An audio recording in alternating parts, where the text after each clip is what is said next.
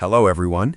In this video, I'll guide you how to fix "We can't verify your subscription status" problem in Adobe Illustrator quickly and effectively. This error usually happens when Adobe cannot connect to its servers or verify your account. First, make sure your internet connection is stable and working properly.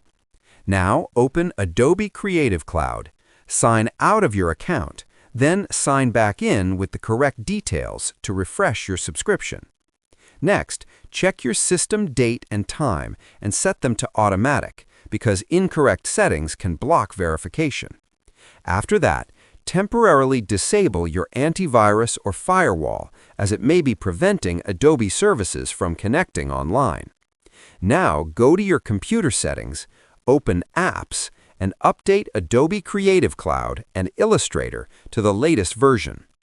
If the issue still continues, uninstall Creative Cloud completely and reinstall it from the official Adobe website. Finally, restart your computer and launch Illustrator again, and the subscription verification problem should be fixed and everything should work normally now. Subscribe the channel for more videos.